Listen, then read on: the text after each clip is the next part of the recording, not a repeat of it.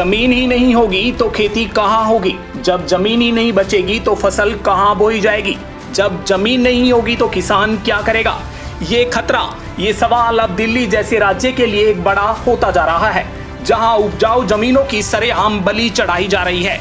कमाल तो ये है कि अधिकारी गण और प्रशासन सब तमाशगीन बने हुए हैं। आलम यह है कि हाल ही में विश्व पर्यावरण दिवस पर तरह तरह की पोस्ट शेयर करने वाले भी चुपचाप बस तमाशा देख रहे हैं और इग्नोर कर रहे हैं। दिल्ली शहर जो पहले से ही अन्य राज्यों और देशों पर अनाज के लिए निर्भर रहता है, वहां पर उपजाऊ जमीनों की बलि चढ़ाना किसी पाप से कम नहीं, और इस पाप के भागीदारों की लिस्ट बड़ी लंबी है। कमाल तो यह है कि सब कुछ देखकर भी अनदेखा किया जा रहा है, सुनकर अनसुना किया जा रहा है। स्थानीय लोग गुहार लगा रहे हैं और प्रशासन मौन है। ये हाल है दिल्ली के किसानों का, किसानी योग्य जमीन का। कमाल की बात तो यह है कि दिल्ली में एक तरफ जहां किसान धरने पर बैठे हैं, केजरीवाल सरकार पूरा सपोर्ट भी कर रही है, वहीं दिल्ली के अंदर किसान योग्य जमीन का दोहन हो रहा है।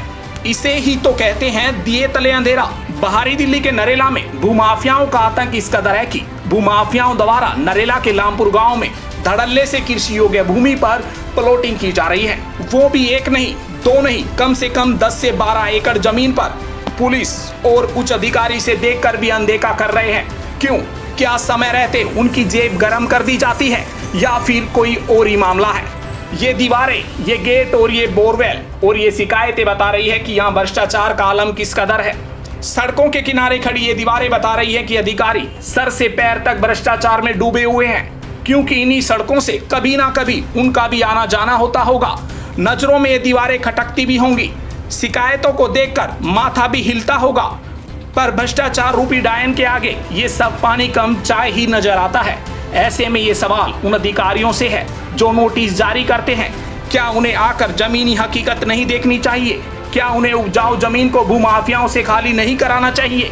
क्या किसानों का दर्द उन्हें सुनाई नहीं दे रहा? अब देखने वाली बात होगी कि प्रशासन की आंख खुलती है या फिर नरेला के लामपुर गांव में भूमाफियाओं का आतंक ऐसे ही चलता रहेगा। ये तो आने वाला समय ही बताएगा।